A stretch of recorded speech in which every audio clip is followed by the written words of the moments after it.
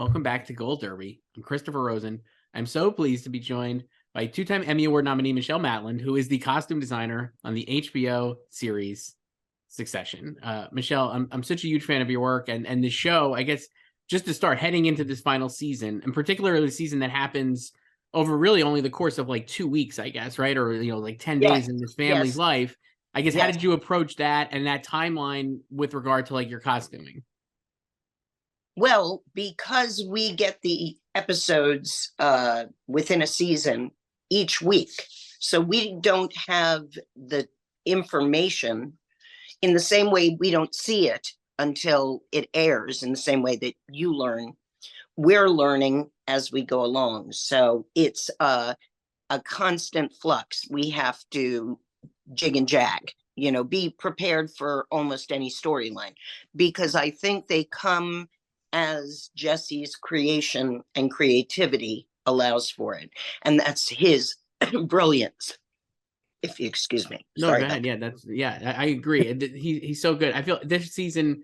So we're talking here the week days before the finale. So we're not going to talk about the finale, obviously. But this season, there's been so many great, I feel like, standout costumes.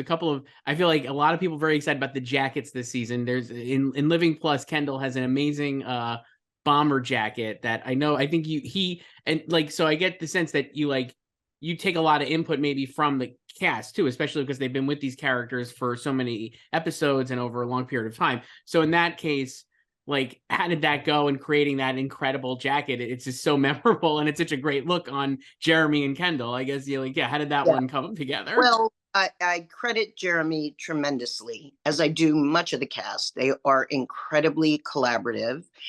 Jesse and the directors and the writers' room are all involved in every choice that we make. So my department is just one facet of this big puzzle that we try to create for the episodes.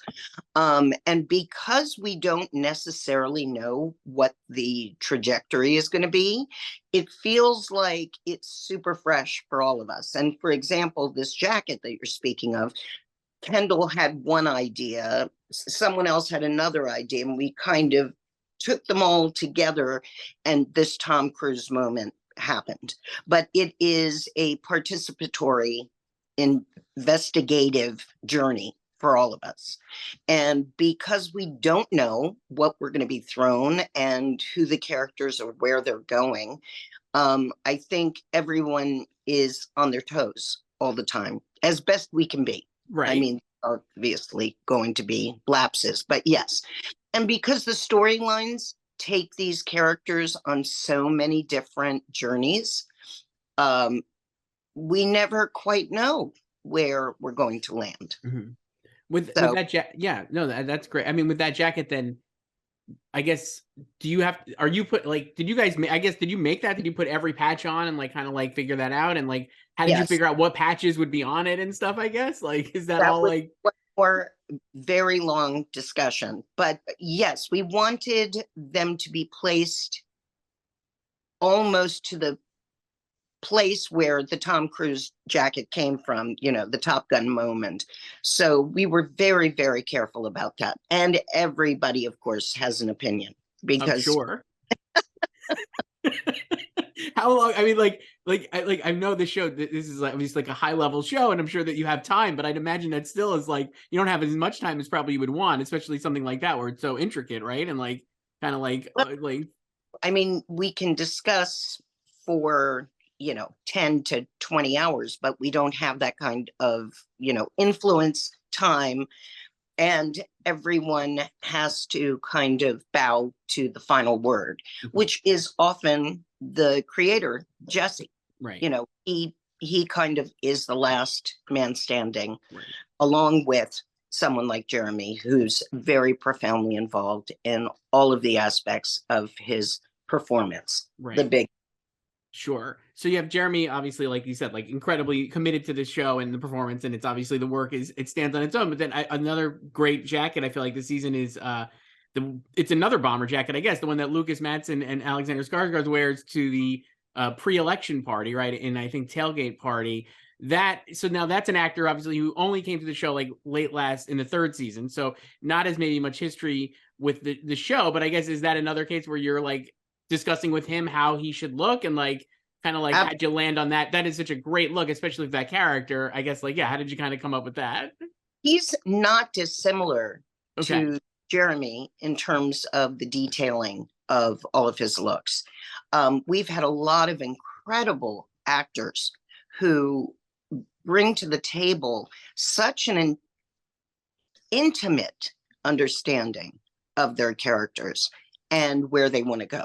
So our job in my department, our department, is to not try to influence the choices, but kind of create an, it's almost academic really, where we try to not get too intellectual about it, but really try to delve into what the story is and use the costumes to help tell it. Right. So, I love, yeah, I just love that jacket. It's such a cool, it's such a cool look. And I guess he's also so, the other thing, I mean, this is just like kind of like a tangent, but there's so many tall men on this show. I look at it like, I was like, there's a scene even in the penultimate episode where you have Greg, Nicholas Braun standing next to Alexander Skarsgård, and he's so much bigger than Alexander Skarsgård, who's also huge. Does that like make it easier actually to dress the actors when they're so tall? I don't, maybe, or no, no. no. As you can imagine, there's only so much clothing out there that is going to accommodate that kind of height. Yeah. Thanks. So it's so many actors. I mean, so many huge method actors and otherwise are kind of slight. So it was kind of incredible to have some like Tom and, Greg, and so many of them were really remarkably tall. So it's kind of a challenge, but it was great fun. And there's such a great crew of actors that yeah. They're incredible. It really is. Yeah. We were talking about all the actors. I wanted to ask you, obviously, Sarah Snook and Shiv is a key character and actress. And her look, I think, has evolved maybe most, I would argue, maybe from the first season to what we're seeing now in this final season. I agree. And also, yeah. And then you also have the fact that Sarah's pregnant in real life, and then Shiv obviously is pregnant on the show. How did that kind of affect like your choices for her? And especially this season, I guess, that just the physicality of that being pregnant, but also like Shiv goes through so much this season, I think, emotionally in such a short amount of time. I was wondering if that also kind of impacted how you wanted to dress her throughout. Of course. I mean, to begin with, we did not know, nor I'm sure did Sarah at the initial state that we started the season, that she was pregnant. And obviously Jesse, discussed with us whether we should try and cover it or incorporate the storyline. Mm-hmm. And it's always better, I think. And he's all about truth telling. Jesse takes from his actors so many wonderful tidbits and turns them into script. So I think he's so aware of all of the delicacy of humanity, really. He just brings so much life to it. So yeah, we had to decide whether to incorporate the pregnancy in the story or avoid it. And it just seemed more authentic to dive right in. Right. And she was such a team player, she was, obviously it's not easy to keep those hours and go through the initial early months, but she was just such a trooper. So we tried to continue telling Shiv's story, right? Not Sarah. Right. And then with Shiv, obviously she's going through this incredible, like obviously hiding from being pregnant and having an estrangement with her husband, and then also her father dying. I guess after Logan's death, like, how did you think of, like, did you dress her differently after Logan died? Because obviously it had such a profound impact on her as a human being. Well, I think obviously we were trying to accommodate what the tale was, for sure. So yes, of course, those challenges are what make costumes great fun, for a living. Right. Otherwise it's just clothing. Right. The way you tell the story, though, I think is really great. We're just to tick down the list. Obviously, Roman is another a beloved character, and I think Kieran is so good. I feel like he has had, of all the siblings, at least going into the finale, the most ups and downs, I would say. Like, he's had incredible highs, right, and then incredible lows. Does that impact how you're kind of thinking about that when you talk about that with even Kieran? Like, are you thinking about that as he's like as he's ping ponging basically back and forth with how to like dress and like how the wardrobe would look? I think that Roman is the one person where their clothing doesn't reflect their emotions. He's kind of stable in that one aspect. He has a uniform, it never changes. You know, he's got his belt and his shirt and his trousers, and we never see him fluctuate in through his costumes, because I think that his character is the only one that, despite all of the tribulations, you know, he doesn't ever really change his clothes. Right. And everybody around him, while they go on their journey, we see major costume changes. I mean, even for someone like Greg or Tom, you know, where Greg shows up in season whatever with shoes that don't fit from a thrift store, trying to make his way, and then he tries to emulate Tom. Tom's doing his own, you know, creation of himself, recreation, I should say, and he's trying to emulate Logan. So everybody's trying to put on a costume, and it really is a costume to them because it is the veneer that helps them to try to stabilize their place in history. Right. So to these people, even though they're not, they're not high profile clothing. I mean, they might be expensive, but we don't notice them. They don't have logos and all of that. Right. I think that it is armor. I love that. I love that he said that. Another person that I would say, like, who had maybe putting on a costume is Kerry, obviously, Logan's assistant. Earlier in the season, she does this audition for ATN. It's just an incredible, very uncomfortable and awkward moment, and just a great moment in the season, but obviously completely different look for her, putting on this facade, I guess, of what she thinks like a talking head conservative news anchor is going to look like. How did you think about that, finding, like, for Zoe, the actress who plays Kerry, and just like, like that, I love that look. I think it's like a very bright pink, and it's just very big, especially for Kerry, who's not dressing like that at all. So I guess, like, how was that conversation, basically? Yeah, I agree. Well, that was a great moment, because for her to have that transformation, to try to get this gig, that it's the one opportunity, that Logan has to offer her. And I think it was so funny to do when you look at these newscasters, and they are talking about sometimes very tragic tales, but they're in yellow and red and pink and turquoise, and they're wearing high heels and they have their jewelry on. And it's so absurd. And I still don't get it. It's like everybody wants to be a weatherman, Anyway, so yes, we did a little research on that, and it just seemed so true. Right. Inappropriately appropriate. Exactly. That's perfect. Yeah.